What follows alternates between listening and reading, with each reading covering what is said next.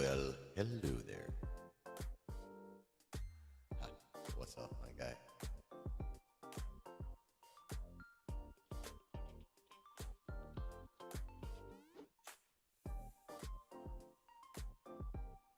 First homecoming dance.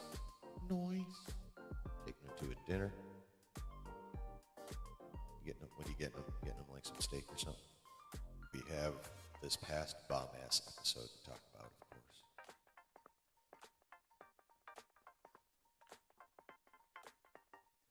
But then this afternoon, Making Star Wars went live. Jason got on the mic and dropped some stuff, and we gotta talk about that stuff.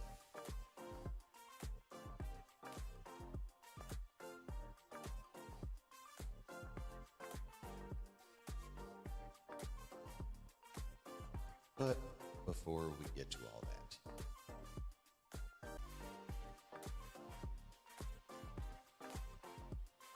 light up something smoking. Sit back and relax. And get ready for all the fun.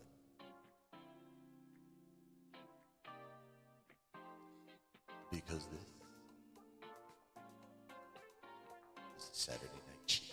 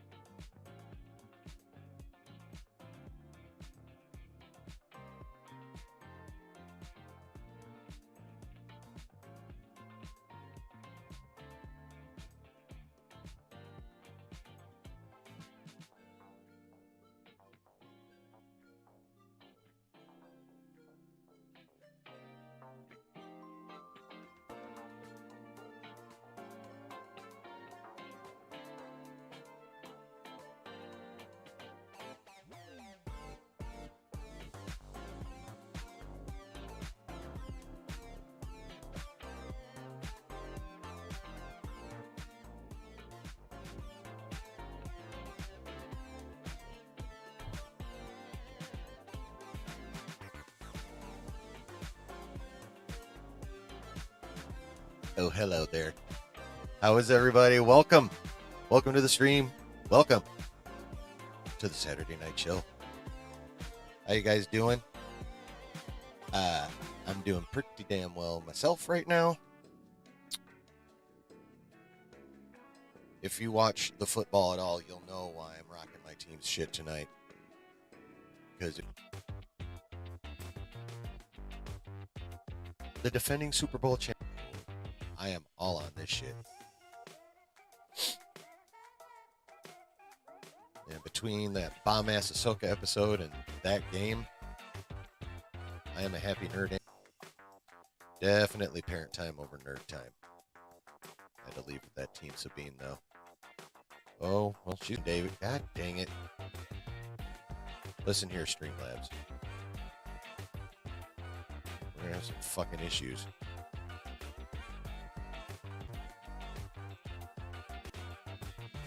Really? I do not want to deal with this shit tonight. Not after I had to do 3 streams last fucking weekend.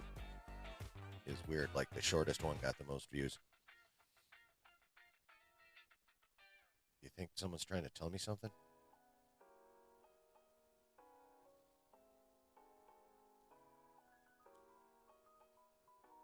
Anyway, hope everyone had a good week. I've just been bragging about mine. So, how is everybody?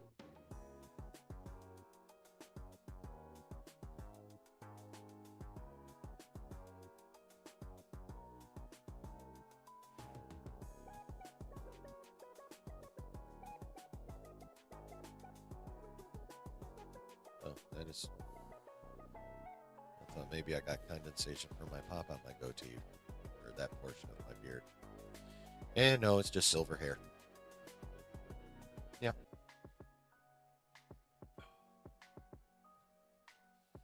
So, here's what we got on the table for tonight.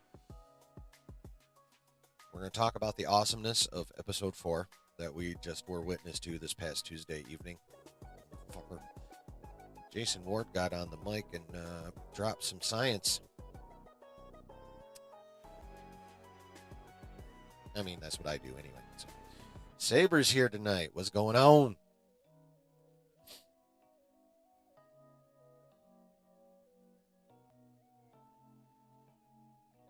Ugh.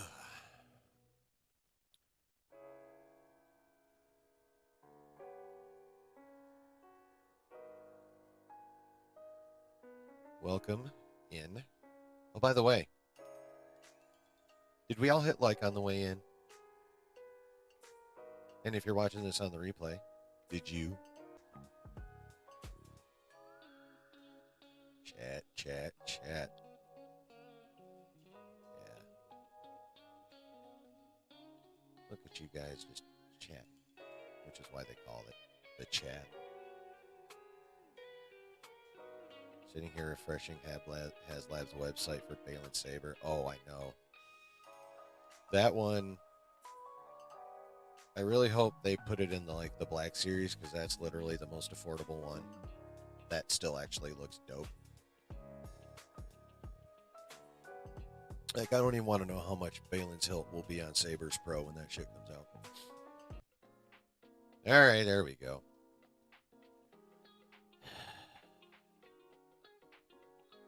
I love the internet, yet I hate the internet sometimes. But that, I love, well, I mean, I love actual broadswords. Like, or I should say, you can use a full-on two-handed grip without it being, super close together. I mean, full-on mounted knight in armor.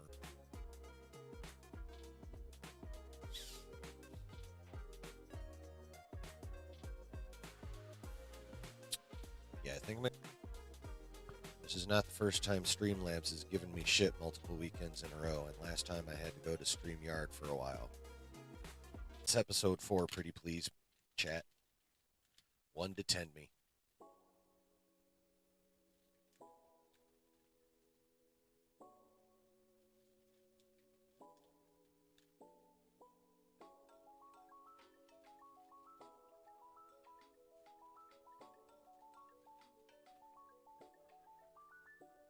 .7 from Alan. Nice.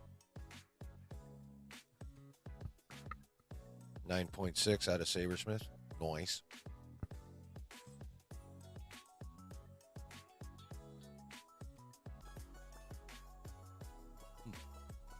10 because of the Anakin scene. I mean, he literally went poof. But it was nowhere near as lame as it could have been. So, I mean, it was a nice little sound effect with a green tint to it. So, it definitely could have been much worse. They handled that scenario about as well as they could have.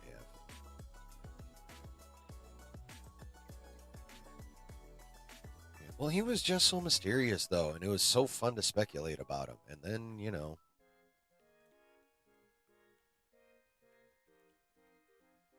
I mean, don't let the soft voice in the cowboy hat fool you. Watch him next time he smiles. There's a little evil there. Mischief, as it were.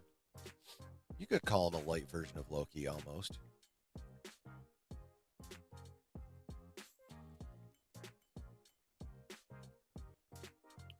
Oh, that's not on your end, David. That's totally my end. I don't know what the fuck. My apologies. Please stabilize. Pretty please. Alright, I'm going to try one thing. If it doesn't work, I'll post a new stream on StreamYard. Alright? Everybody.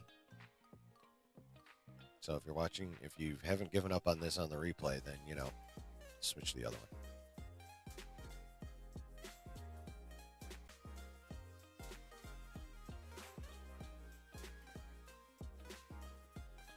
All right, hopefully that smooths it out. Thank goodness I didn't lose the stream. All right. That man is so good in that role.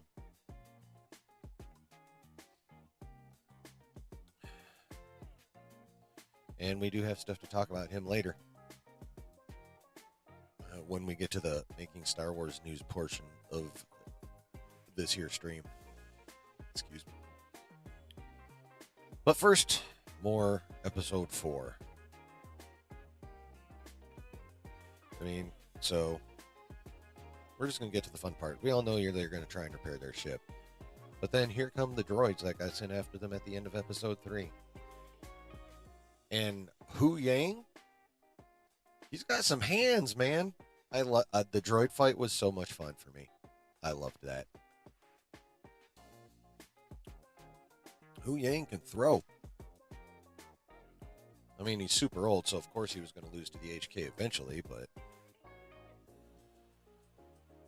I dug that scene.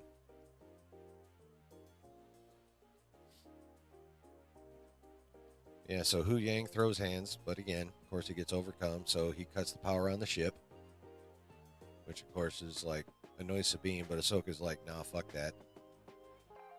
Shit's going down. Lights up them sabers, and out they go. Sabine helmets up, grabs her pistols, and the battle commences. And it was a very fun battle. They made a really, really, really, really good team, with Sabine doing Mandalorian shit, and Ahsoka doing Force user shit. And of course, they wipe out the HK droids in fairly short order. And the only thing I really didn't like about that scene was you could, if you looked behind them for longer than like a second, you could totally see the volume in that fight by the ship. That's like my only nitpicky thing about that is like, and I don't really have an eye for that like other people do, like say Josh. But so if I noticed it, it probably was, you know, not great, is pretty much what it comes down to. But other than that, that shit was dope. And then, of course, so they take off in the forest. Hu Yang tells them to stay together. They say they will. We all knew right then that was not going to happen, right? Tell me y'all knew that right then. I mean, that's just TV law. If someone tells two people going off by themselves to stay together, they will inevitably not stay together.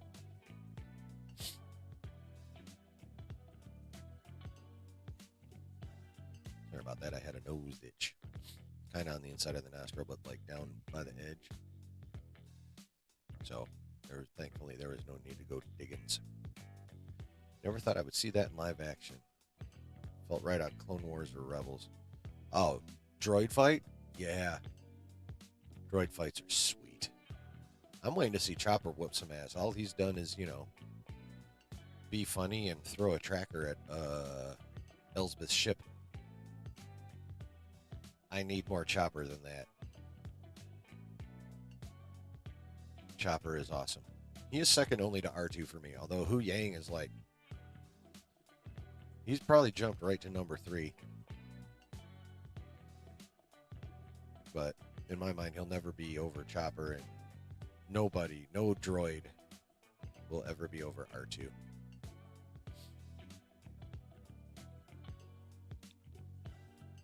Another good droid. Oh, honestly, I liked the droid in Rogue One. I thought that droid was pretty cool. And the one that,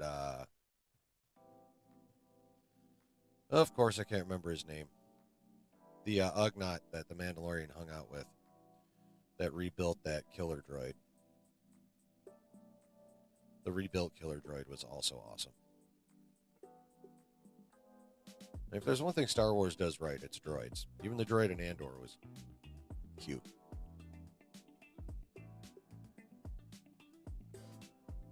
There's one thing Lucasfilm can do, is droids.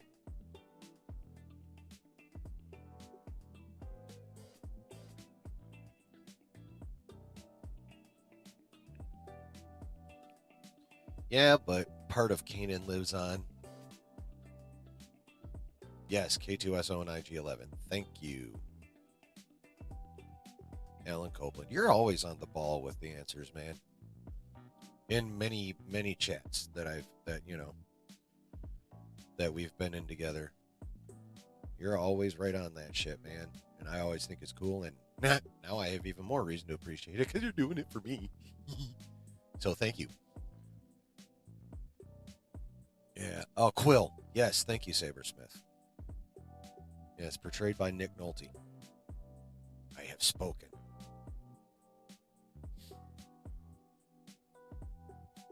And while I did not like that one episode of Mando 3 where they had to go, play cops on that one planet with Lizzo and Jack Black, the part where he went down and related to the Ugnaughts was really cool, I thought. So, and that is one very cool thing about Din Djarin. He picks up on cultures and learns how to deal with a lot of people. Of course, if you're hunting people down, you really should do that. Makes things a lot easier when you can communicate just about anywhere you go. How the hell did we get on that? Jesus fuck. Oh well. It's chill talk. And I don't know how many basement conversations y'all been part of other than these, but digression is standard. It's SOP in these conversations. So where the hell did I leave? Oh yeah, because it talking about how bomb-ass Hu Yang was, and then we went droids. Okay. I figured it out. All right, cool. Anyway, so they take off together, and naturally Balin's like, yeah, those droids ain't gonna be able to do the job. You two go handle business. To Marok and Shin. Obviously, he said it way cooler than that, but I ain't trying to quote that mess. Pardonnez-moi. Anyway, so Ahsoka and Sabine ran running through the forest. And eventually, of course, they run into Shin and Marok, and a dope-ass battle ensues. Ahsoka versus Merrick, or Marok, or whatever.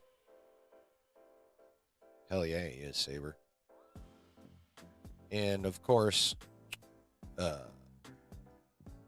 return battle between Shin and Madame Ren. So, we get a really dope lightsaber battle between Ahsoka and Marok. Merrick, why it doesn't matter anymore. We get to see her fight in a couple different stances and styles, and then she scores a beautiful slash across Merrick's torso. And instead of just dying, he convulses, and green Night Sister smoke comes pouring out of the armor. Hey, Donna. Hello, Brady Bloomer. How are you tonight? Thank you for coming in. I appreciate it. Welcome to the basement, sir.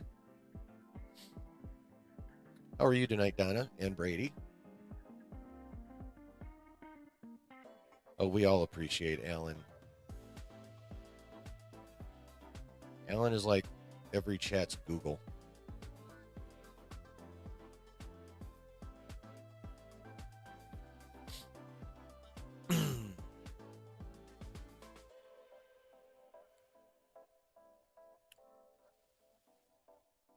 So,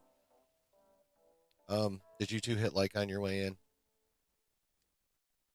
I have to ask. It's kind of like part of the,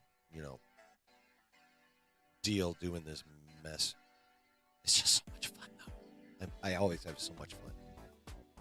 And I appreciate you guys coming by and having fun with me, hopefully. I hope you're having fun. Liked how they played Vader's theme. Oh, we'll get there. We will get there, sir. We will get to that, and then we will get to more. Because after that, again, is what I heard on Jason Ward's stream today. MakingStarWars.net. Do you want lightsaber lessons from him, Donna? Is that what you're saying? You want to check out his hilt?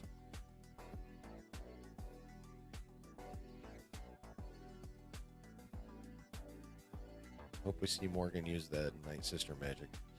I think that is what Dave's telling us with that Marak death, honestly. Oh, yes, and more.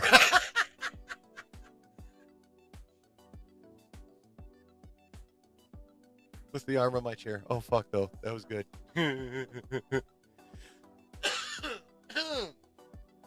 Alrighty, then. I will not pretend this is a fucking family show because you've all heard me talk. But damn. Damn, Donna. Damn. But also, thank you for the awesome moment.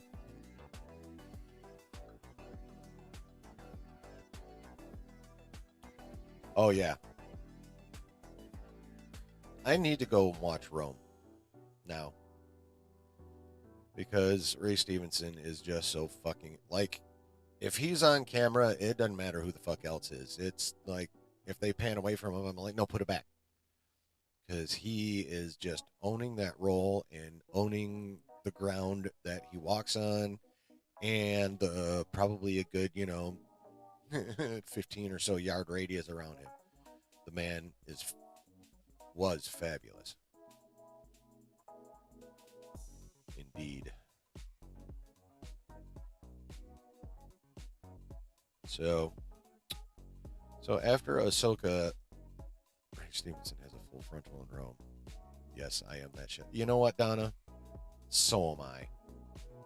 I am so shallow like that. I am a dirty, gutter-minded man. So, I mean, obviously, after I threw like 3 metaphors for penis at you, all Star Wars related.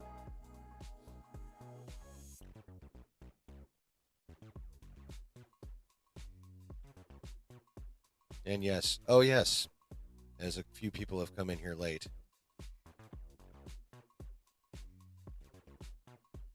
If any of you watch football, the NFL specifically, you know what happened Thursday night, and you know why I am rocking this shit.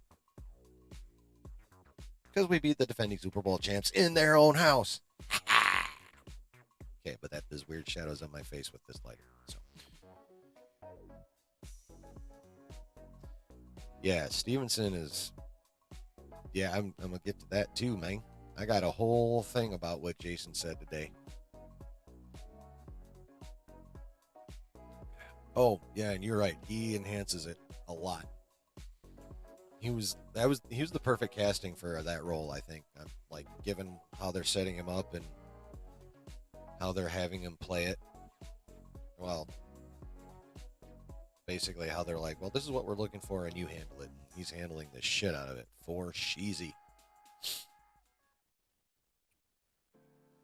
So we switched to Sabine, and she's actually going after Shin like a Mandalorian would, shooting at her, chasing her down, trying to somehow get a lucky shot in past Shin's lightsaber. And of course, eventually Shin gets sick of it and throws her against a tree. So she has to switch to lightsaber. And Ahsoka's like about to go help her. She's like, no, go get him. I got this mess. And fucking Shin gave her this look like, bitch, what? It was magnificent. By the way, has anyone seen that bitch blink yet? I'm still waiting to see her blink. Like, she has to go through so much damn Visine when she's filming this show. I have yet to see that woman blink. But I don't mind, because she has really nice eyes. Not as beautiful as my wife's by any stretch. And I'm an eye guy. I know eyes. I love eyes. I mean, obviously, I love curves and, cake and, tickle bitties and all that stuff, too. But a good set of eyes will get me just as easily as a good set of cheeks or a good set of jugs.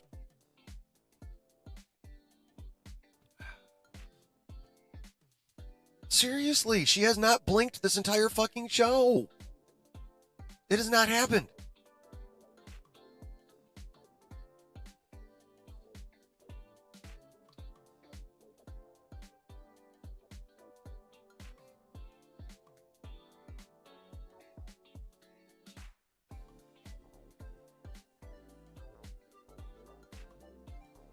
All right. So Sabine, after getting chucked against the tree and dropping her pistols, has to fall back on, well, I guess you have to say her lightsaber now because Hu Yang said it because she made all those.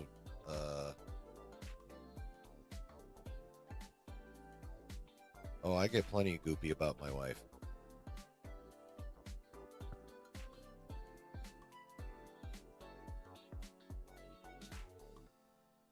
Don't you worry about me and my wife and my goop.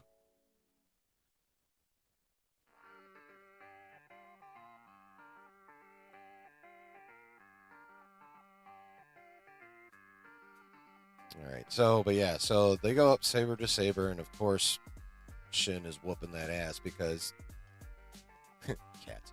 If you heard mild thumping, that was cats chasing each other upstairs. Anyway, so of course, since Shin actually has the Force and is much more trained on a lightsaber, Sabine holds her own for a minute, but eventually loses it.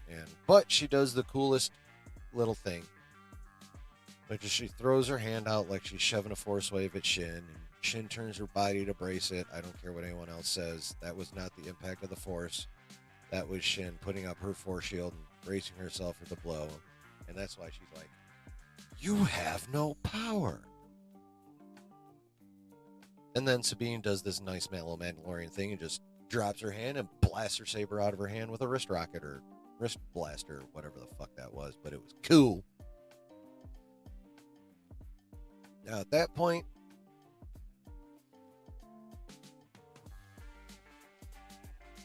Shin drops a smoke bomb in jets. I'm not quite sure why, and I had this thought immediately. It's like, can't you just snatch your saber from the ground and shouldn't Sabine be running? But whatever.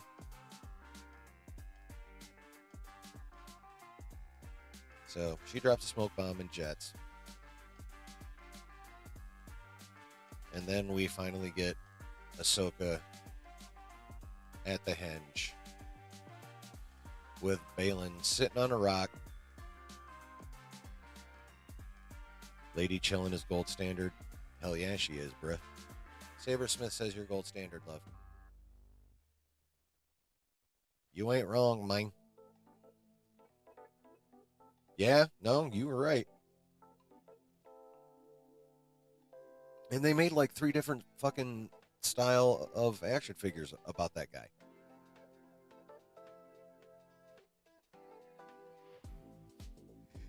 No, I actually have a pretty sober chat. I'm like the only one that gets toasty all the time. That I'm aware of.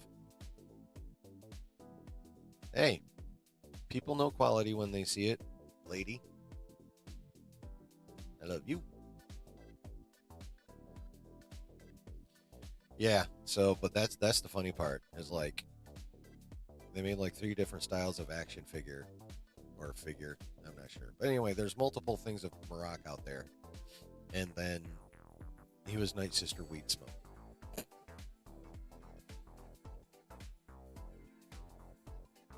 If you really hated it, you might even call it a Night Sister Fart. I mean, their magic smoke is green. Why not their booty smoke?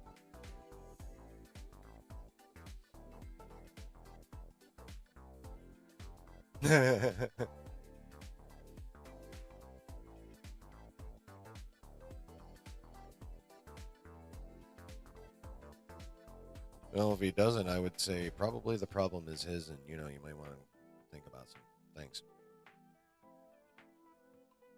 Just saying.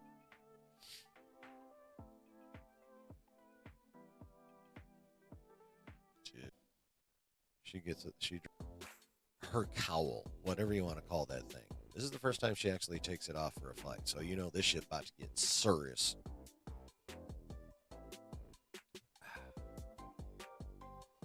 So they commence. Well, first they commence to the slow movement and stance adjustment that you see in all the badass samurai fights, and I really loved that shit. I thought that was so cool when they were doing that slow circle around the map. So they commence to doing things, and of course she's She's obviously got the speed advantage, so she's fighting that way. And Balin, being that big ass motherfucker that he is with his big ass lightsaber, is coming down at her like a knight in armor, just swinging, using the power game, but also a little bit of finesse with it too, which is so dope. That was such a magnificent lightsaber fight. And of course, in the middle of it, Shin shows up, and Sabine didn't. So Ahsoka, in a moment of anger, tosses Shin fairly roughly into some rocks, knocks her the fuck out. Their battle continues. Ahsoka does a few moves, manages to grab the map, but of course it burns the shit out of her hand and leaves some of the information on her palm. Raiders of the Lost Ark style. That was my first thought. I'm like, oh wow, Lucasfilm doing Lucasfilm, but switching IP. Now, what that will come to, I have no fucking idea. But it's there, so we need to remember that it's there.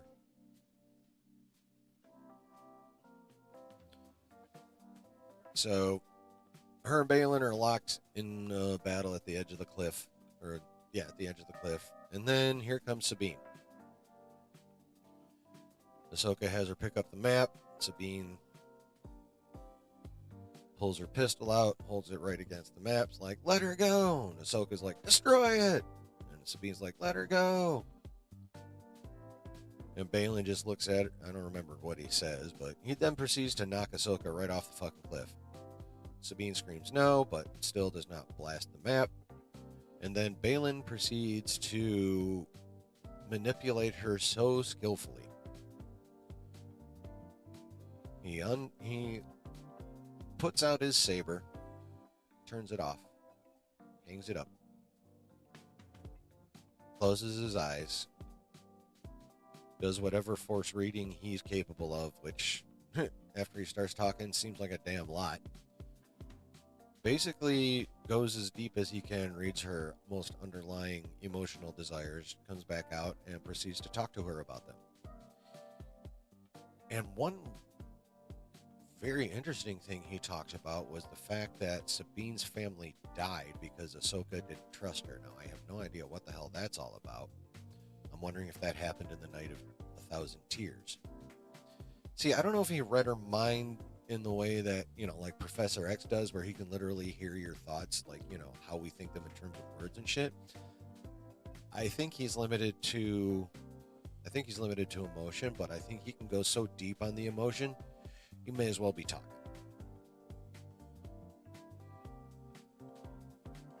You know what I'm saying?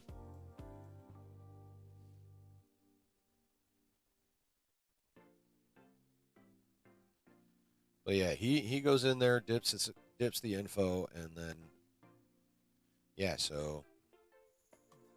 I wonder if that was somehow that has to do with the Night of 1,000 Tears, when the Empire turned Mandalore to glass, and what Ahsoka has to do with all that. I hope we get that answer. Yeah.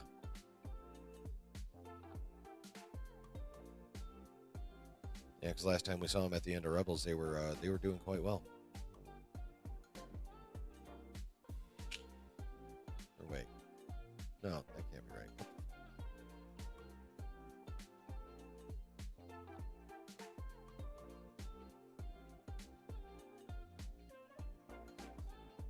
No, because they were still alive. When the hell would her family have died?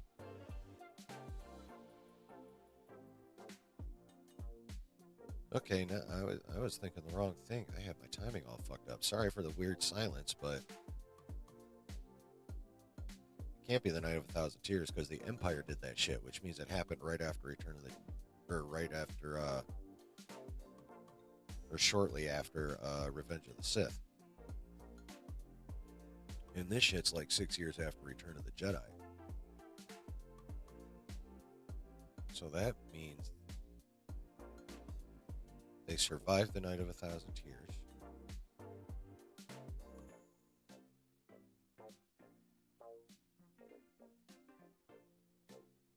Unless I'm misremembering when the Night of 1,000 Tears was, but I'm pretty sure it was like shortly after the Empire became the Empire. Because, Mandalorians are not to be trifled with. If you want to do something, you better do something drastic about them. It was after New Hope. Okay.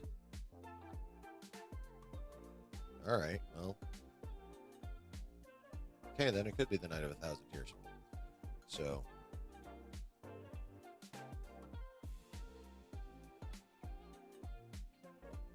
Cool. But anyway, so still want to know what the hell's up with that shit. Like, how would Ahsoka, not trusting Sabine, kill her parents? I want deets. I need deets on that. They better get to that shit, or I'll be annoyed as fuck.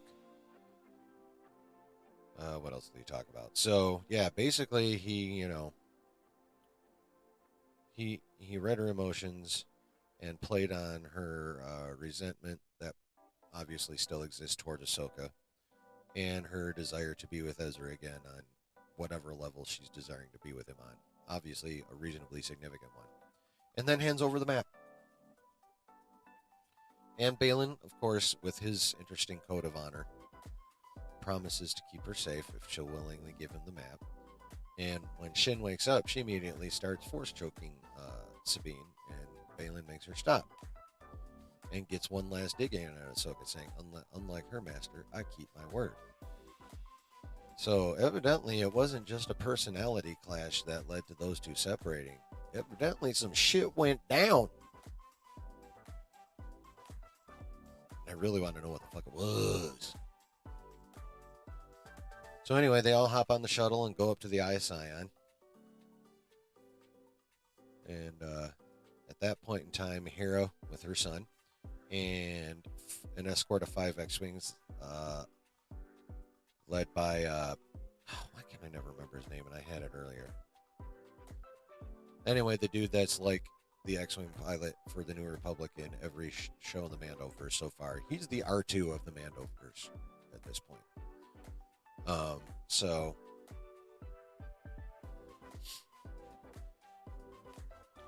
anyway, he's part of it, calls her Phoenix Squad leader. You know, she's obviously disobeying orders because the Senate Council in Episode 3 told her to, leave that shit alone. But, she hops on the Ghost with her kid and Chopper and an escort of 5 X-Wings, and she jets off to Simos. I guess they're just in time for the Eye of Sion to power up and create a hyperspace window so massive that the shockwave from them passing through it literally blows the ships completely out of control. 2 X-Wings crash into each other. Everyone else just gets, scattered all over the immediate region of space. And it's like, wow. And then Jason says, I've got a bad feeling, which some people thought was cute. Some people hated the shit out of it. I was just like, eh. I do surmise it was probably force-related, having to do with Ahsoka and Sabine in some fashion or another. But then we cut down back to the planet, and we get this overhead shot of the cliff with the henge on it. And it starts to pan over the ocean. And then the ocean slowly becomes this night sky looking, but still liquidy looking thing. And then we get Ahsoka laying in this starry looking liquidy thing. And then she sits up, and she in the world between worlds. And it looked fucking awesome. It was magnificent. We don't know how she got there. Many theories abound. Carson Teva. Yeah. I knew there was a T in there. I knew it was Teva something or other. Alan, my guy, coming through again. Yeah, so Carson Teva. And I like that character. He's such a fun character, though. Okay, well, still, regardless. You took the time, so I'm quite appreciative, sir.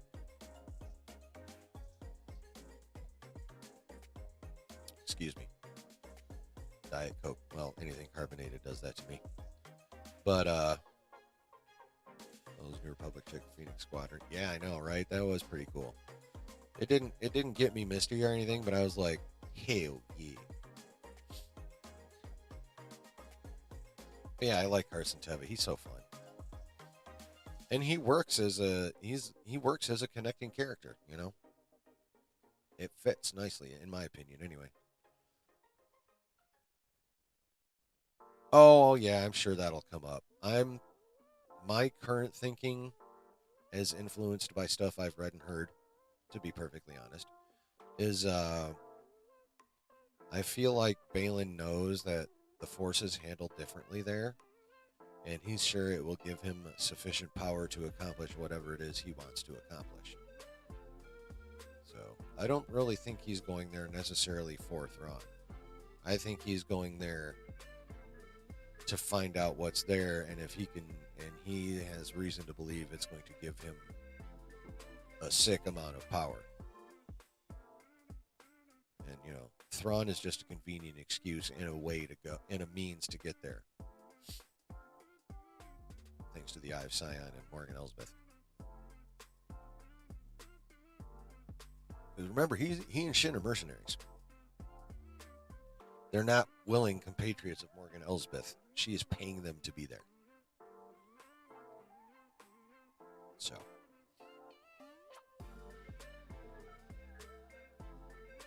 Year before to a year after the Battle of Yavin. Okay. So, damn. Right around the time the Death Star is getting blowed up. So is Mandalore, so to speak. Okay, so yeah, that's probably when it happened. Man, I wonder what the hell was going on that would somehow, I don't know. Yeah, I mean, I'm not worried too much about that specificity. I just needed to know it happened after the end of Rebels.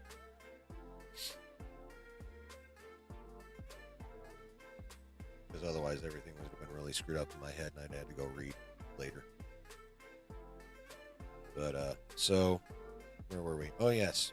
Ahsoka lying in the starry liquid looking stuff and waking up and, god damn it. I forget to do the thing again. No. What the hell? Oh, well. Whoever you are, stop. I've got my phone on Do Not Disturb, but, certain people I want to be able to get through at all times. And, of course, one of them had to text me just right now.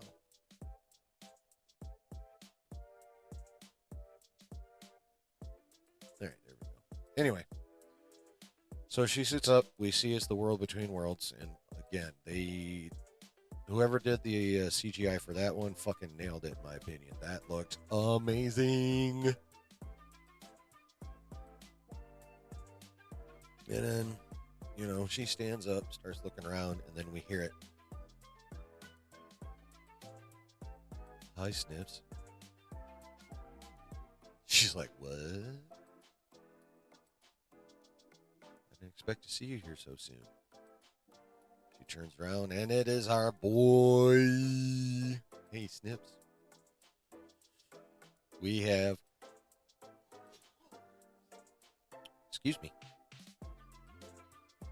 We have, looking straight out of fucking Revenge of the Sith, Anakin Skywalker standing there with that pseudo-evil, pseudo-sweet smile of his. And then the episode's done.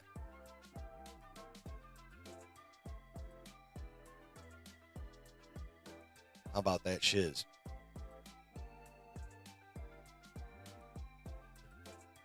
Now, many theories abound as to how she got in there. Is that really Anakin? If it's not, who is it? All that kind of fun stuff. And there's some pretty cool theories out there. You're so firm in your belief it is not Anakin. Well, I'll tell you what. Now that we've talked about the episode, I'm going to go ahead and go tinkle real quick to be, just real talk. And when I pop back in, We're going to talk about all the info about Episode 5 that Jason Ward slash MakingStarWars.net dropped on his live stream today. It's some stuff, man. It is going to be so fun. Yes, and then enter Darth Vader's theme.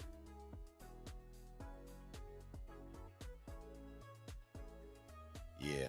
All right, so I will return to Sweet. Enjoy the music.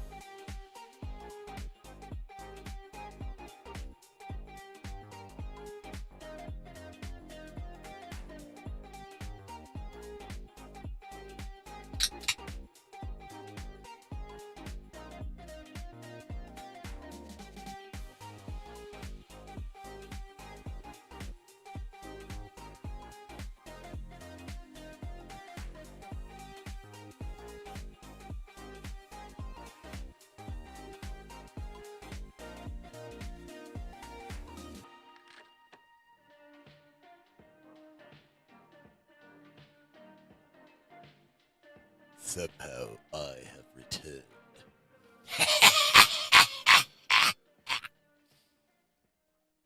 Yeah, that's right. I went there.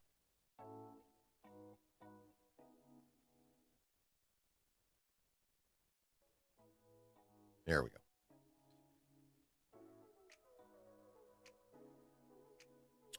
Are you guys ready?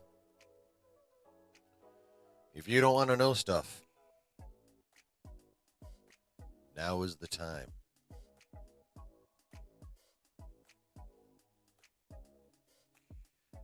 Because this is spoilery shit, like spoilery. Spoilery.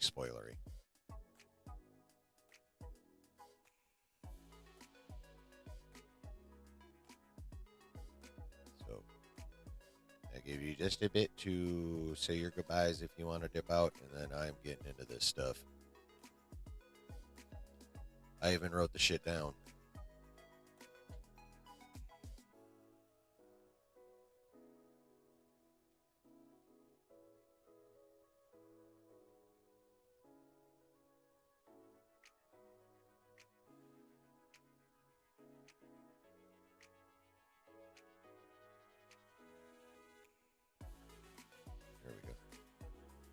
All right.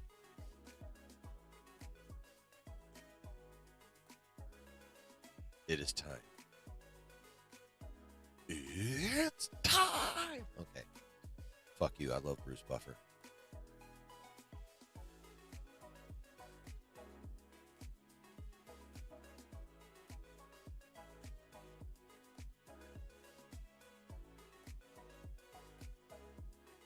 All right. The first piece of news he dropped on his show, and the piece of news that I personally like the least.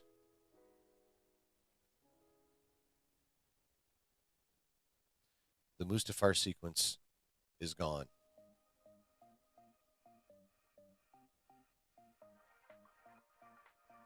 They cut the Mustafar sequence.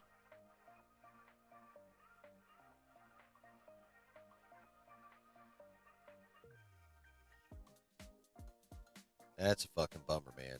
I wanted to see that shit. How about you guys? Did you want to see that shit, or does that not matter much? What do you think? I'm a bit disappointed.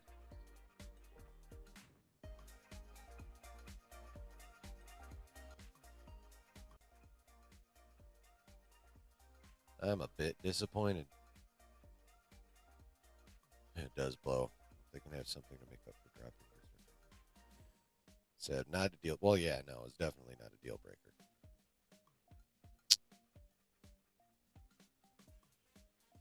Yeah.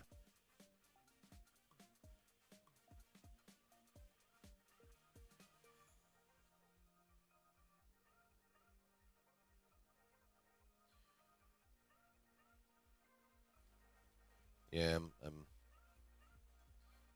like, I'm not like sad about it, but I mean, that would have been a fire sequence, literally and figuratively. Anyway, uh,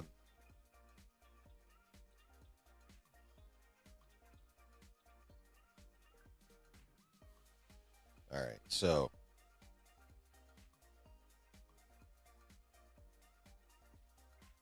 which one do I want to start with? Oh, it's got to be this. Yeah, it would have been very cool to see. Okay, you ready for this one now? Ahsoka woke up in the world between worlds because she is not dead.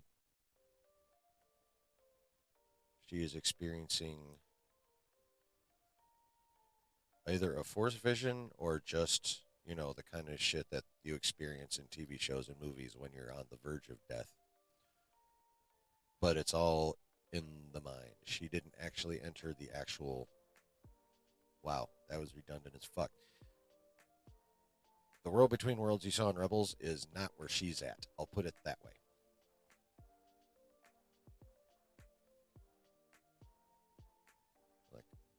Like, not 100% sure if it's a force vision or just, again, the kind of thing that they do to people who are in very cold water and almost dead.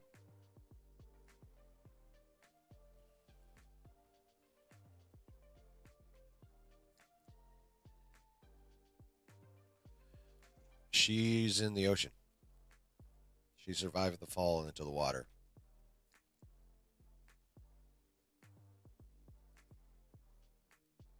Somehow.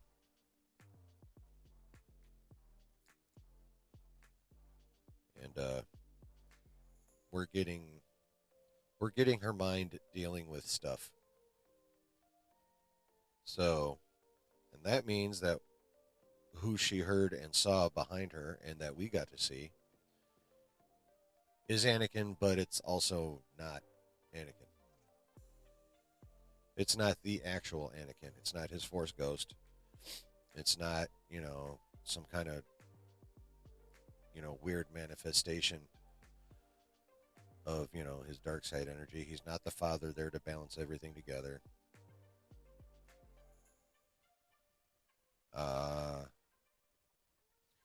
I love artificial grape. I have since I was a kid. I mean, I love actual grapes too, purple ones and green ones, or white ones, or whatever. Uh, Yeah, no, I like regular grapes too, and actual grape juice, but artificial grape flavor. Like Hubba Bubba is what got me addicted to artificial grape flavor. Y'all know about Hubba Bubba bubble gum?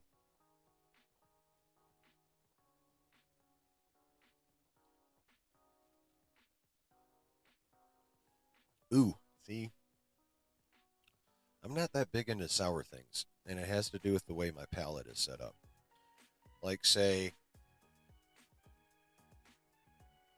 all right, say the normal person's palate range from sour to sweet is like, here, right? Sour here, or no, sour here, sweet here. Mine is way the fuck over here. Like, here's my sweet, and where most people's sweet is kind of where my sour's at. Like, for example, a lot of people consider like just regular ass strawberry sweet. I don't. I don't consider watermelon sweet. Uh, Blueberries are a bit tart, but they're my kind of tart. But yeah, no, like, and I can handle like stuff that people eat that they call like sickly sweet or too rich or whatever. For the most part, are just normal sweet for me, and I can eat the snot out of them. Like my palate is very leaned towards the sugar side. Like I need a lot of sugar for it to be like taste sweet to me.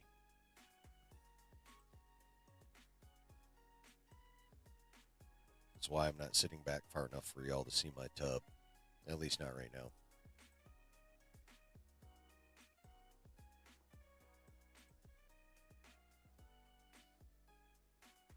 It's also why I love carbs because they metabolize to sugar, which is why diabetics are supposed to avoid carbs.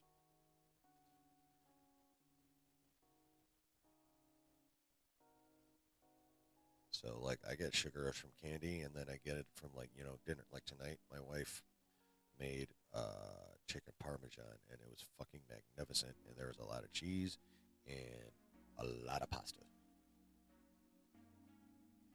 So, yeah. But, where did I leave off? Yes, but yeah, this is not.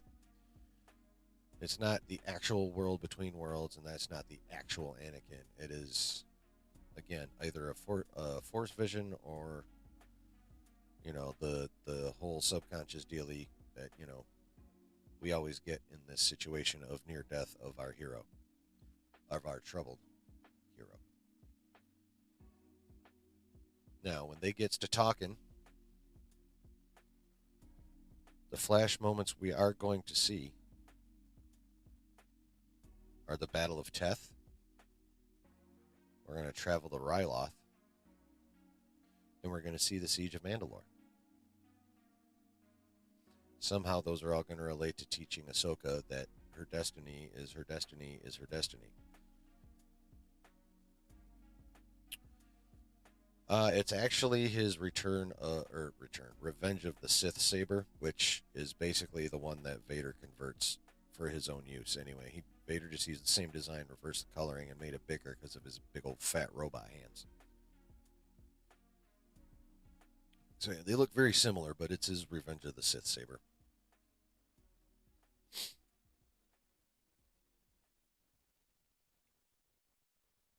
And it's also not hanging right. Vader hangs his from right behind the emitter. Anakin hung his from the base.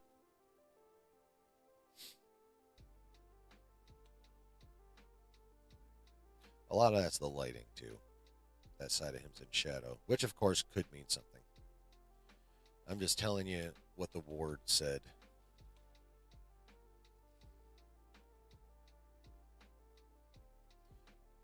So, I mean, those are all pretty significant places. Um, so now that the Mustafar scene is cut, I'm guessing that the Ryloth flash is where we are going to get the young Ahsoka that we've been hearing about. But it's not the girl from Hot D, I think, is what she was in. Yeah, because Game of Thrones has been over for too long. It's not the girl we heard about that is from House of the Dragon. It is a girl that was in Barbie, which I haven't seen.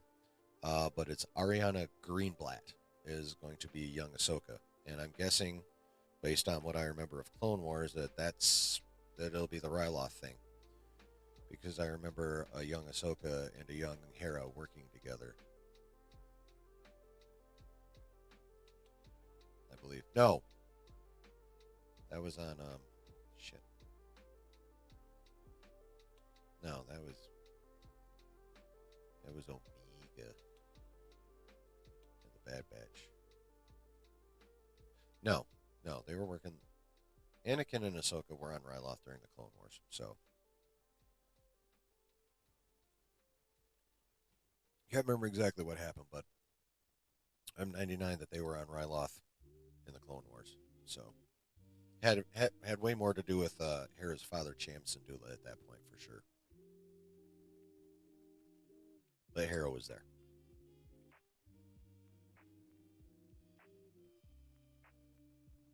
Some really cool news though is we are going to see Rex.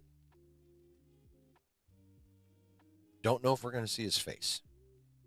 Doubting it because we know that it's not Tem in the armor, but we are going to get his voice because he is going to have lines, and we are going to see him in both his. We're going to see him in both his Phase 1 and Phase 2 armor. You know what? Damn it! No, I got to look her up. Give me a minute here. I can't wait till I get a second monitor.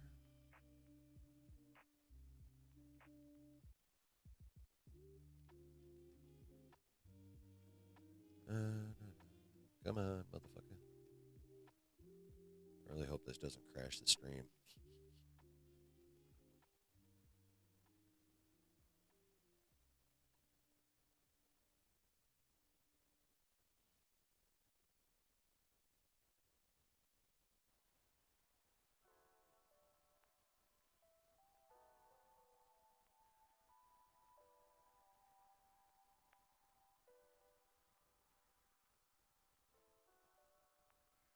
Yeah?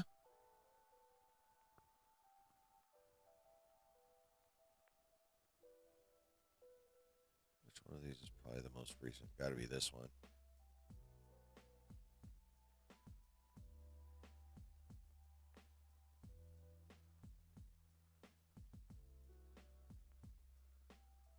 Oh, yeah.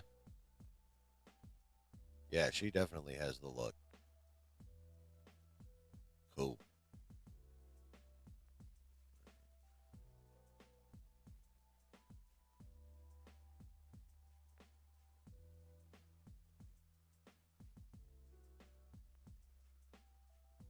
All right, cool. Yeah.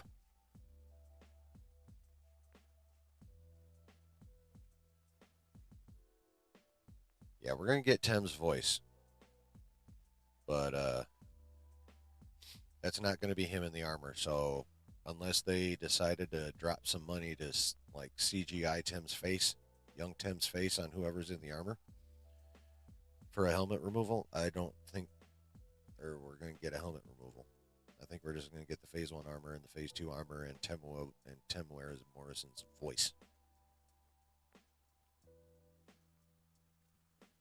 I mean, it'll be dope. I'd rather see his face, but, it'll still be dope to have Rex in there. Man, I'm glad I wrote this shit down. So the whole point of this little trip is for her to, learn to accept her destiny, and we've known that. But that is, basically 100% confirmed by Jason now.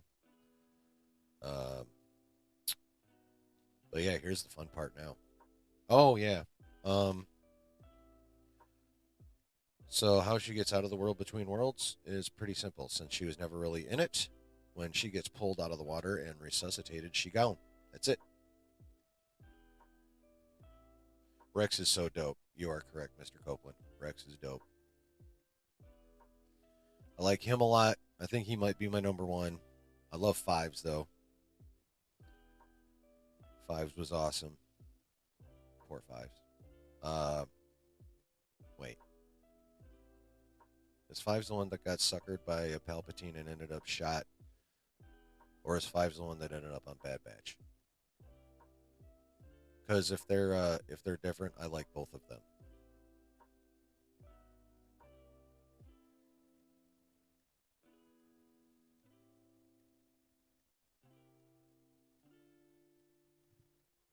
But either way, yeah, they're those guys. Yeah, but yeah, Rex is dope. Rex is very very dope.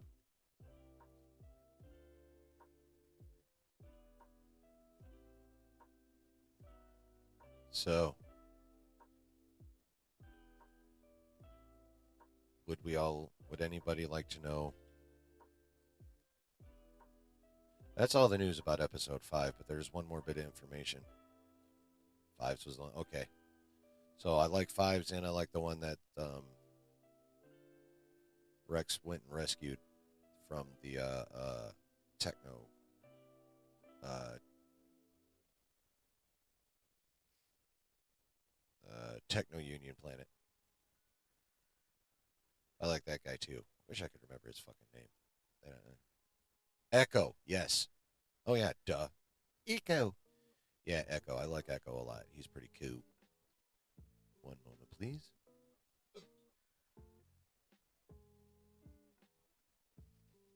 Monsters are carbonated.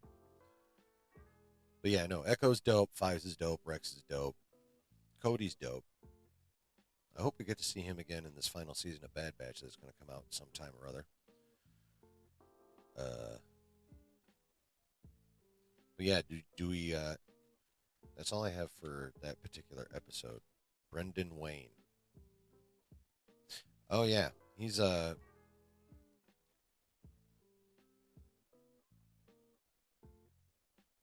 he's isn't he the? I'm pretty sure he's the one that was a massive stand-in for. Oh no, I love the Bad Batch. I think the Bad Batch is really good, especially the second season. I mean, how good it was made very obvious by like running concurrently with Mando season 3 when like 2 out of 3 weeks I think Bad Batch had the better episode going head to head. It was crazy. And that was just one chunk that I remember. I'm pretty sure it happened a couple more times beyond that too. So I mean, if it was a Crosshair episode, it beat the Mando episode that week. That was a guarantee. So,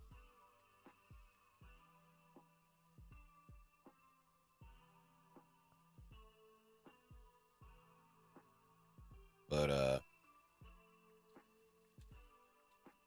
yeah, that's all I have for next week's episode. But Mr. Ward over there at MakingStarWars.net, well, he is MakingStarWars.net. But would you like to know a little something something about how the actual season ends? Because he dropped a little something something about how the season ends, and it's very very very interesting.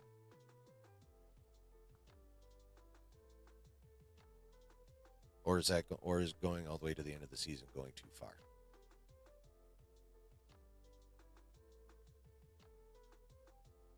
I'm not talking about Balin, Donna.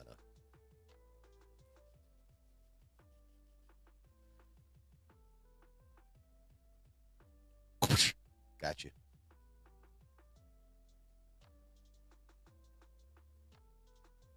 All right, here we go. I mean, oh shit! I am so clumsy. It amuses everybody else. It annoys me.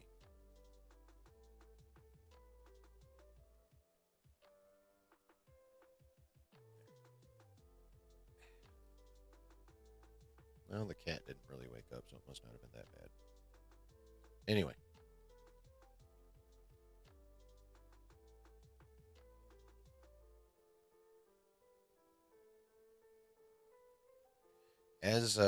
as we surmised, in order for there to be a Filoni movie that matters, Thrawn has to win, and he gets to hop on the Eye of Sion and come back.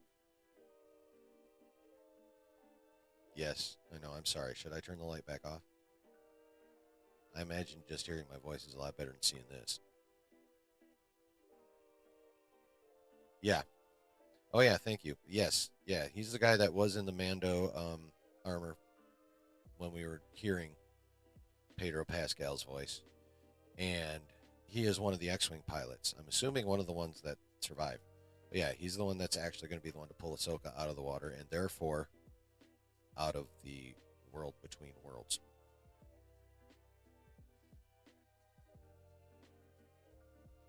Yep, that's what happened. That is what had happened. But yeah, so obviously Thrawn needs to win. It only makes sense. That's the only way the season could have ended. Otherwise, how the hell would he be a threat come Filoni's movie? So, but what is was not known before? Two very important bits. Number one, not everyone's coming back. And number two, Ezra is guaranteed to make it back. Do we realize what that means, yo? That means either Ahsoka or Sabine is going to get stuck in place of Ezra.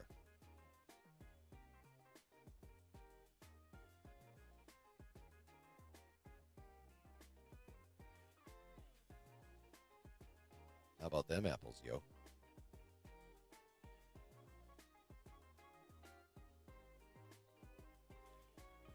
How about them apples, yo?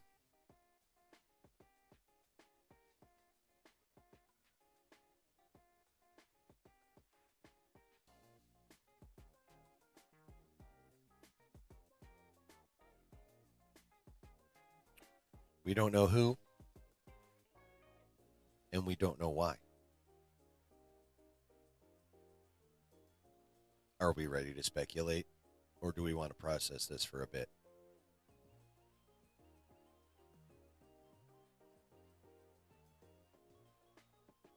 You hope it's Sabine? I mean, it would totally make sense that since she's the one that, gave up the map in the first place, she's the one that has to sacrifice in order for Ezra to get back. That makes total sense.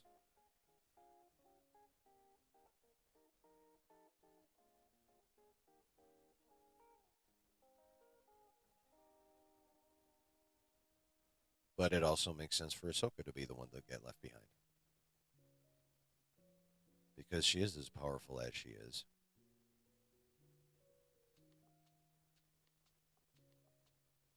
She can learn all kinds of cool new shit while she's there. And when you add that power to her current power, I'm pretty sure she could find her own way back, one way or another.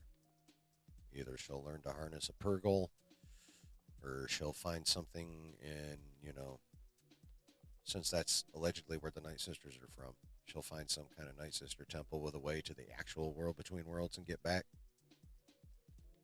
Right, yeah. You which actually would be kind of dope.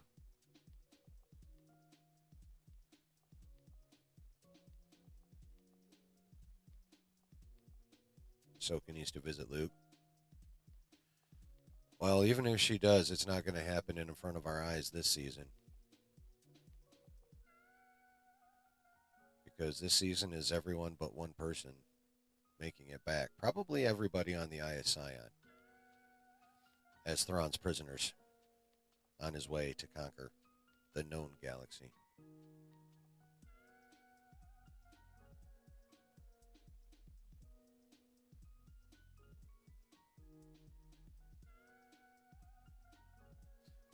Honestly, I'm down for either scenario.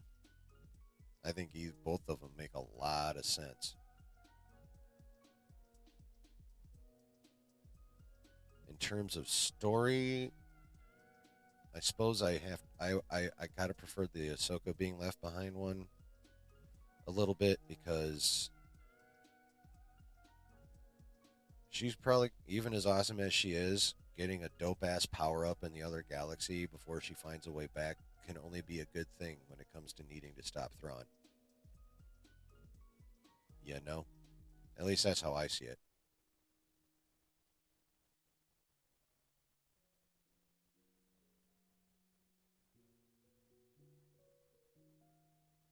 Because let's not forget, it ain't just Thrawn coming back in the Eye of Sion. Somehow or other, they're getting the Chimera back too, chock full of resurrected stormtroopers that are all stitched up with gold in that kick-ass Japanese style. And I am now imagining are full of the same green smoke that made up Marok.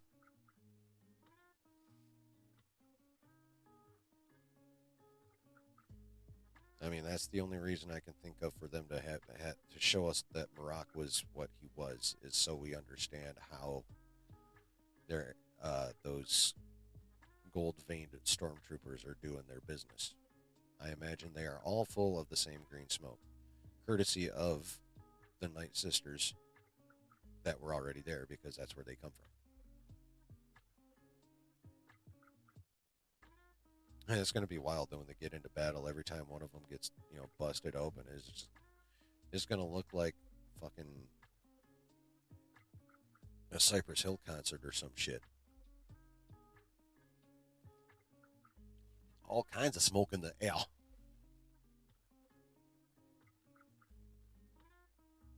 I mean, I'm not saying I'm not a fan of that at all because I basically am.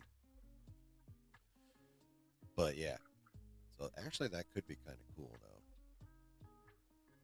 I mean, fighting an obscured view like smoke and fog and that kind of shit is fight scenes in that are actually pretty dope.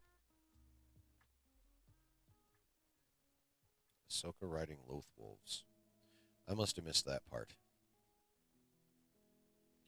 That doesn't surprise me. I kept going back and repeating the other things. So I think that might just be his speculation, but like I said, I don't remember hearing anything about that in the first place anyway. I do know he was getting deep into speculation for like his last 20 minutes of his show.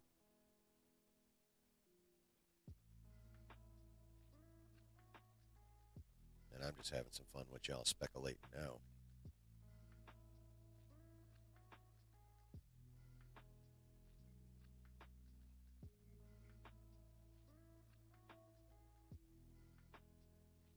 And besides, it makes sense that Sabine would make that sacrifice to make up for what she did, but I have no idea how the hell she would get back. You know?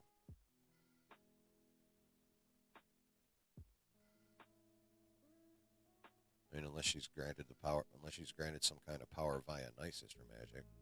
It's not like they haven't done it before. They they juiced up Savage Opress pretty nicely back in the day.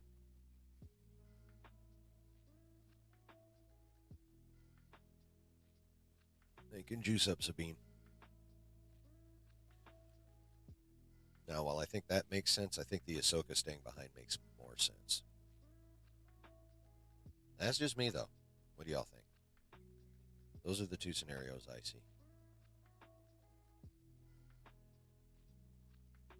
And there's a lot of variations on those scenarios. Like, there's no guarantee it'll play out like anywhere near anything I just said.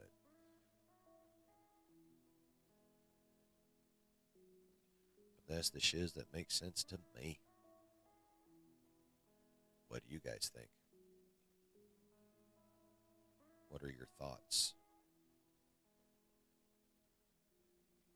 Actually, specifically, I want to know what you want to happen and what you think will happen. Or if they're the same thing, just the one thing. Like for me, I would prefer the Ahsoka thing, and I also think it's more likely.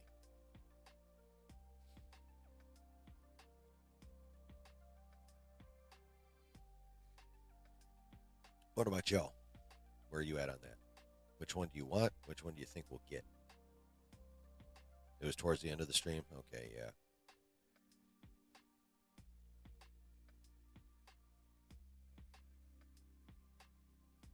What the hell just happened to your message?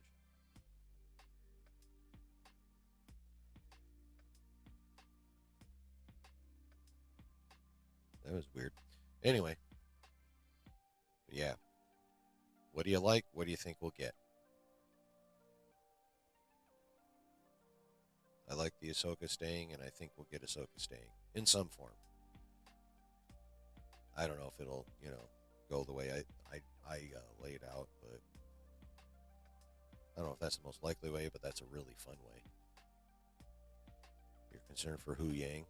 Oh no, Hera's going to pick him up because remember they got to get to the planet. We even saw her in the that final teaser. We saw her walking across the cliff with the henge on it in that last teaser we got. So Hera's going to pick up Hu Yang. Hu Yang's going to be a member of the Ghost Crew along with Chopper. Ooh, oh, I hope Dave plays with that. Hu Yang and his, his somewhat uppity ways versus Chopper and his like extraordinarily wise ass mouth.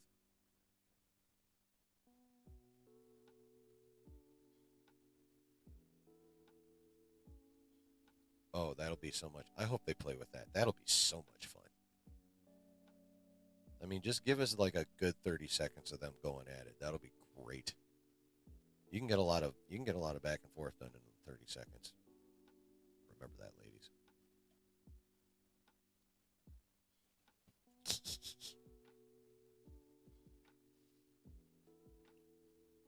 Hell yeah, Chopper's dope. Like I said, for me, he is second only to R2D2. And R2 is even more OG than Chopper.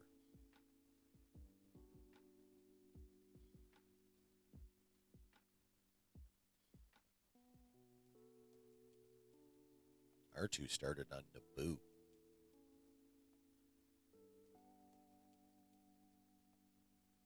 Oh, my cat's being really cute right now. So cute. Yeah, no. Here's going to pick up Hu Yang. Here's going to pick up Ahsoka when she gets dragged out the water.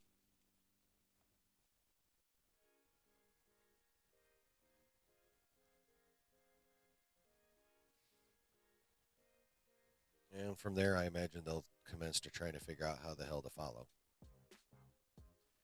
And I imagine somehow, some way, even though it'll be incomplete in the same way as Raiders of the Lost Ark, I imagine that part of the star map burnt into her palm is going to come into play. No character in all of Star Wars is better than R2.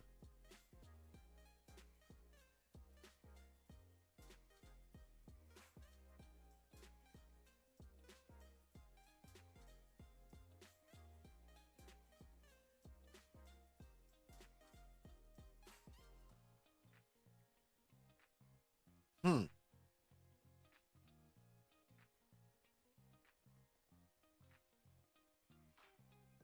Not even Balin?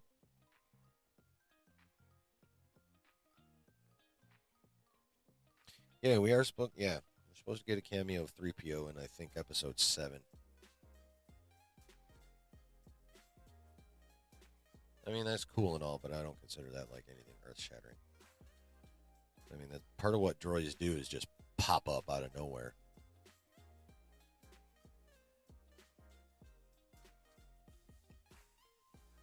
I've noticed that's a tendency.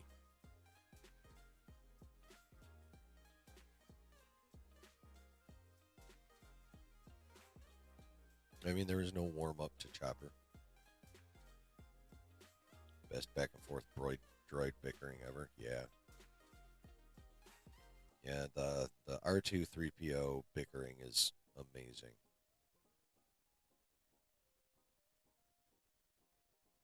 Although droid to sentient bickering, Chopper and Zeb do pretty fucking well in that. Those two go at it. And I don't think we're going to get Zeb in this at all, unfortunately. That's just a notion, though. I have nothing to base that on other than my slowly expanding knowledge.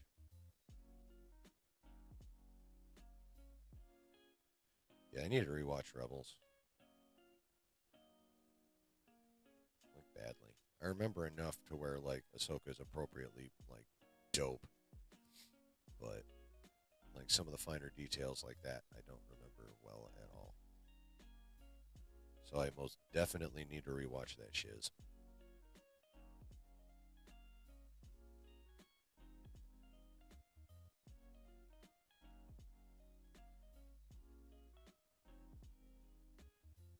But let's talk about Balin, because I almost forgot this.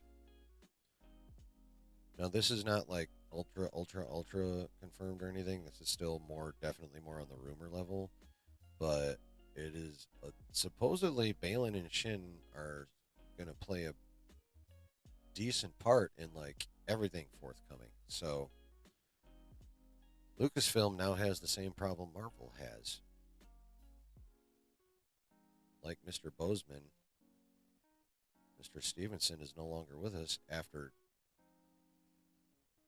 being like one of the dopest characters, period. Not just in Star Wars, but just a dope ass fucking. Balin Skull's just a dope ass character, period. And T'Challa Black Panther was a dope ass character, period. So now Star Wars has an MCU problem.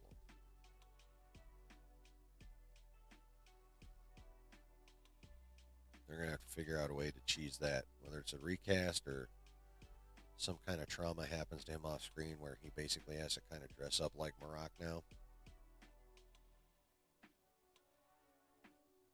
which would be lame. Or they're just gonna have to recast his ass, and that is not gonna be easy because that dude is out acting every other live actor I can think of that's been in Star Wars. All of them. All of them.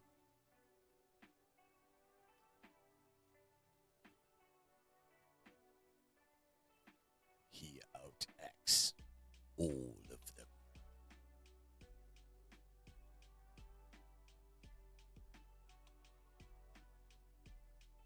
Alin's the best, in my opinion. He's the best character we've gotten in Star Wars.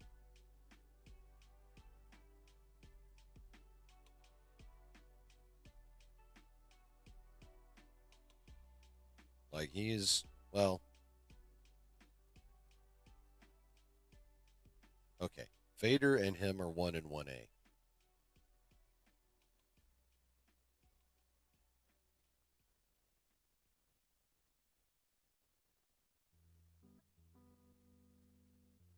Like I feel if Anakin had been on a slightly different timeline, he would have been Balin with a few slight adjustments to the story that I do not have didn't have thought of because I only really now just came up with that thought. Right, that's a weird ass shit.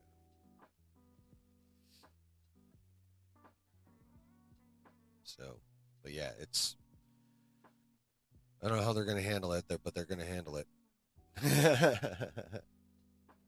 I wasn't dissing Luke, bruh. I mean, there are levels of great, you know. There's levels to everything. Two things can be great, but one can be greater. One thing being greater than another great thing doesn't make the other thing not great, only slightly less great than the thing is being compared to. You follow that? All right, had enough of that.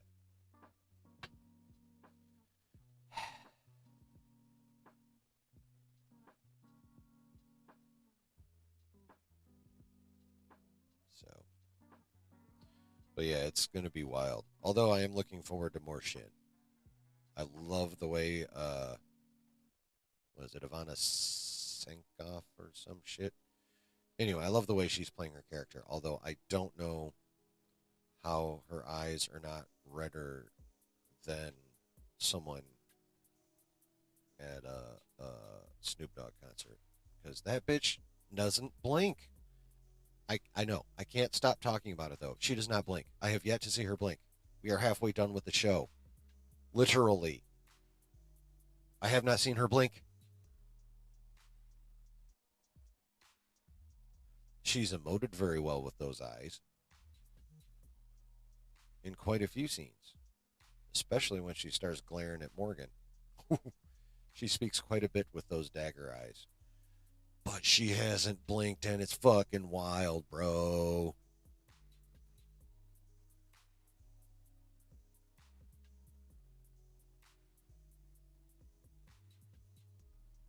Oh, Balin is easily more powerful than Shin. Should he choose to exert himself, he would. I wouldn't say she'd be a cakewalk, but she wouldn't be that much of a challenge either. She might be able to annoy him for a minute and then he'd be done. But yeah, she's I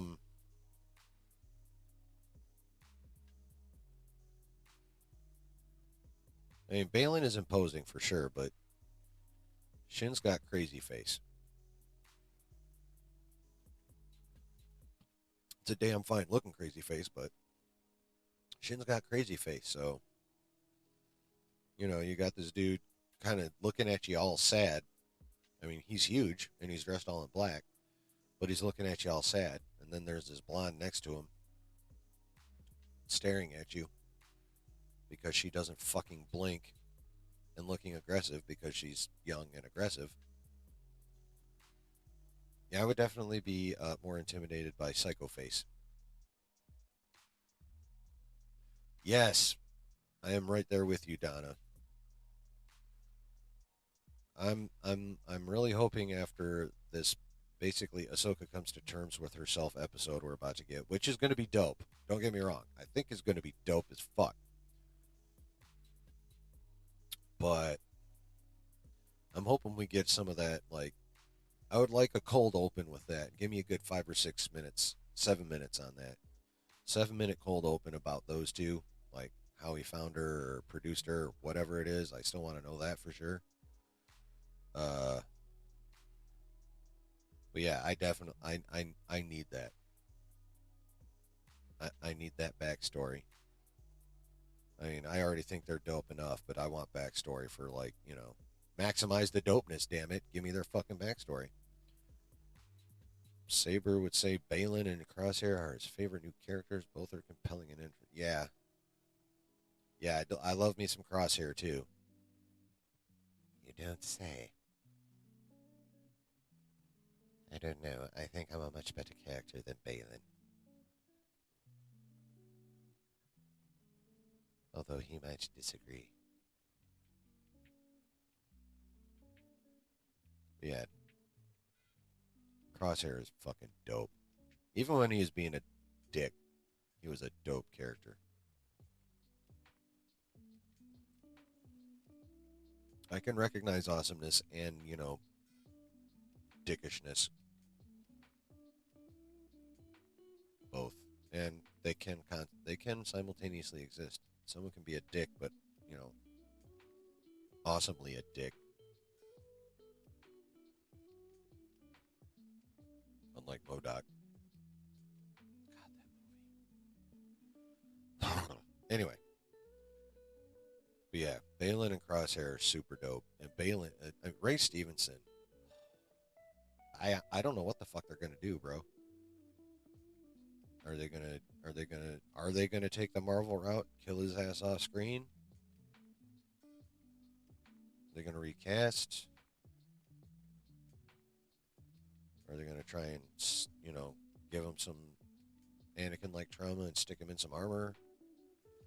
Are we just gonna get a new dude? I don't know what they're gonna do.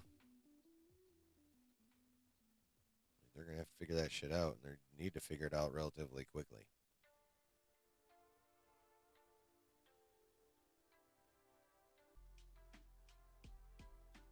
Regardless, just hope the show can keep the momentum going. Oh, I have no doubt it will. Excited about how the Ahsoka show might end. Oh yes, yeah, they'll be out there. I'm sure they'll all be variations of what Jason talked about today. Anyway, I mean,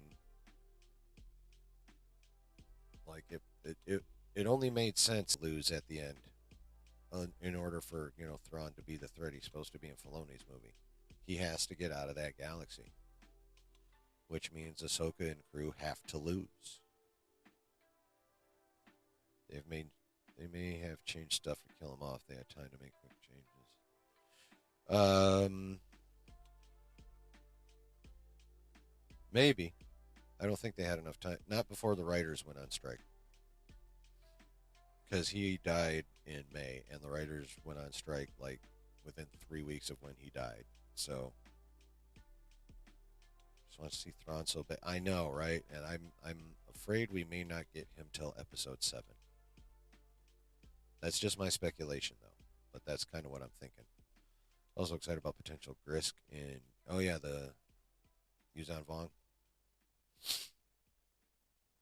Yeah, that's Someone asked Jason about that in stream, and he's heard jack squat on anything like that to this point. But nothing can be in production right now. So once the strikes are over and things actually start moving again in Hollywood, Jason will start getting more news because that's where he gets his news. He gets his news from. His sources have their news when things are in production. So with nothing in production right now, unless one of his sources happens to run into some kind of information that they want to pass along, it's hard for him to get information nowadays.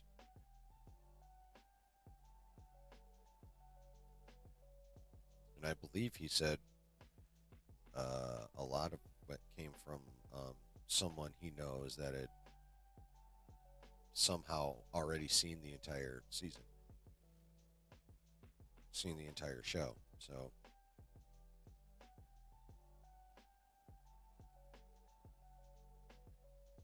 I mean, it's technically hearsay, but it's hearsay from eyeballs.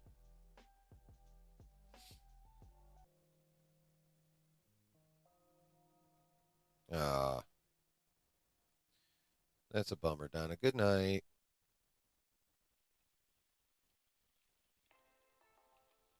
That sucks. Fucking internet.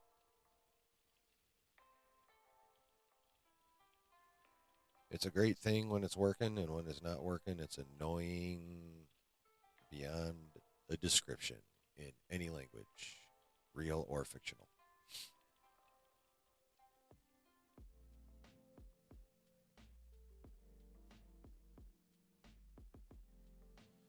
But yeah, how are y'all think? Are y'all still excited for episode 5? Are you more excited for it now? Are you less excited for it now? Or are you just like, okay, cool, new info, but I'm still pretty much where I was at.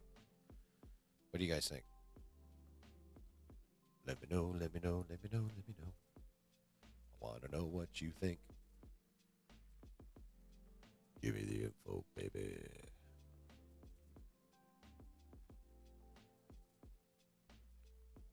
I'll tell you, for me, I'm pretty much where I was at before this. I mean, I'm a little disappointed about the Mustafar segment. Actually, you know what? No, it's like I was really hoping for it to be like really the world between worlds, and then for them to be doing something like super mystical with Anakin. But the stuff they are gonna do is also seems really dope and very poignant. So you know what? I can't make that. Well, no, it's about excitement level, not how I feel like I'll feel. I was showing on Thrawn just became more intriguing as a character, just loving the build up. Yeah, yeah. Well, his shadow's been hanging over the known galaxy all the way from a different galaxy for years. Let's see, what would it be? Because the End of Rebels happened what 3 years before Endor, and the people that knowing he's trying to get back.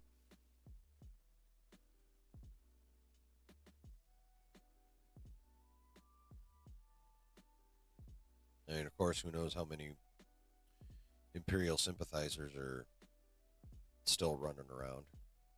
Like there was a couple people on that hologram council that were really sus. Especially that one chick who was just downplaying it. I feel like she was downplaying it for a reason, but seemed, playing it off like it was whatever. Anyway, I'm not really in a political mood now, political Jesus fuck. Words. I'm not really in the mood to analyze political motivation. There we go.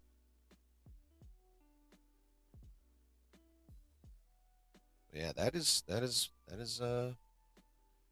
news. Pretty significant news, I would say. And again, this all came from Mr. Jason Ward at MakingStarWars.net. I'm giving credit where credit's due. I am reporting on his report. It's basically I'm not a scooper. I have to report on what scoopers report. And he is a scooper, and I'm reporting on it. So there. Anyway, that's all I got, yo. Unless you guys got anything.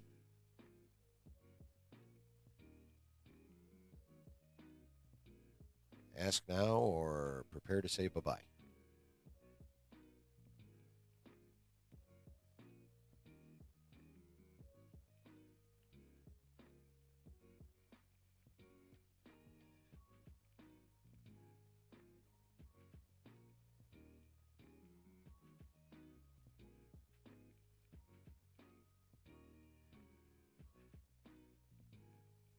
And I'm still pretty excited for episode 5. I just, I really wanted to see the Mustafar scene, like for reals.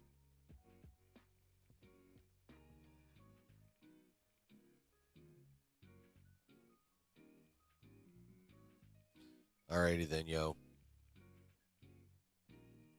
I hope you enjoyed the info. I hope you enjoyed the stream. If you're still with me on the replay, I hope you enjoyed it as well. Oh, give me the size of the eye sign. It would be awesome to see the Chimera start. I know. I seriously think it was made that big, not just because it needed to be that big to hold all those hyperdrives, but because it needed to be that big for the Chimera to fit. So, I think the Chimera is going to come back like a Jedi Starfighter used to travel around in hyperspace.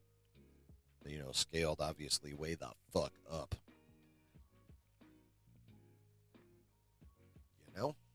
That's going to be dope. That's going to be super dope.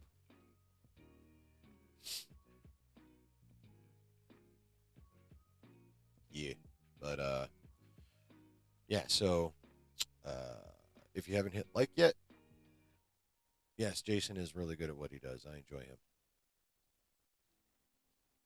If you haven't hit like yet, hit it, though. Pretty please and thank you. And if you've been lurking, I hope you hit the like. Go ahead and subscribe while you're at it. And hit that notification bell so you know anytime I drop any kind of content, being it pre-recorded, a short, or a stream, such as this. And I hope you have a good rest of your weekend. I will be doing, as usual, a live reaction after the end of Ahsoka. This one is supposed to be almost an hour, so I'll probably go at like 10:15 on Tuesday night in the Eastern time zone, 10:15 Eastern, 7:15 Pacific, 9:15 Central, 8:15 Mountain. So, yeah, between now and then, I hope life treats you well. And hope you all enjoyed this stream. I did. I always have fun. I love chatting with you guys about this stuff. It is just so awesome to do, and I appreciate the fact that you guys want to chat with me too. Thank you very much.